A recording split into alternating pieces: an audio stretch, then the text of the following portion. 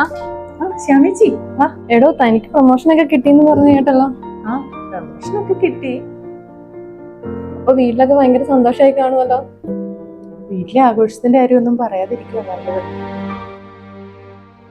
എന്താടോ വീട്ടിലെന്തെങ്കിലും പ്രശ്നമുണ്ടോ? ചേച്ചിക്ക് അറിയാലോ, കല്യാണം കഴിഞ്ഞ് ഇത്രയും വർഷം ആയില്ലേ, കുട്ടികളൊന്നും ആയില്ല എന്നുള്ള എല്ലാവരുടെയും കുത്തുവാക്കുകൾ കിട്ടിയാൽ മടുത്തു. ദേ ഇന്നലെ തന്നെ ഈ പ്രൊമോഷന്റെ കാര്യം ചേട്ടനെ വീട്ടിൽ അവതരിപ്പിച്ചു. അതിനെ എനിക്കാ കുറ്റം. നീ ഇങ്ങനെ ഓഫീസ് ജോലി എന്നൊക്കെ പറയുന്ന നടക്കണമെന്ന് എന്റെ മോന്റെ ജീവിതം കൂടെ ഇല്ലാണ്ടാവണെന്നാ പറയണേ. സത്യത്തിൽ എനിക്ക് ജീവിതം മടുത്തു ചേച്ചി. താൻ വിഷമിക്കണ്ടടോ, എല്ലാത്തിനും ഒരു വഴിയുണ്ടാവും. ഞങ്ങളുടെ അടുത്ത് ഇൻഫെർട്ടിലിറ്റിക്കായി വരുന്ന ദമ്പതികൾ വളരെയധികം ടെൻഷൻ അടിച്ചും സാമ്പത്തിക ചിലവ് ഒത്തിരി ആവുമെന്നൊക്കെ ഓർത്ത് വിഷമിച്ചും ഒത്തിരി പേരുടെ കുത്തുവാക്കുകളൊക്കെ കേട്ടിട്ടാണ് ഞങ്ങളുടെ അടുത്ത് വരാറ്. ഒരു സൈക്കോളജിക്കലി വളരെ അപ്സെറ്റ് ആയിരിക്കും.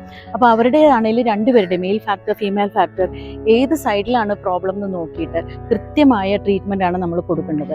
കുഞ്ഞുങ്ങളില്ലാതെ വലയുന്നവരുണ്ടെങ്കിൽ മനസ്സ് വിഷമിക്കാതെ എത്രയും വേഗം ഒരു ഡോക്ടറിനെ പോയി കണ്ട് കൗൺസിലിങ്ങും എന്താണ് പ്രോബ്ലം, കറക്റ്റ് പ്രോബ്ലം എന്താണെന്ന് മനസ്സിലാക്കി എത്രയും വേഗം അതിന് വേണ്ടിയിട്ട് പരിശ്രമിക്കുകയാണ് വേണ്ടത്.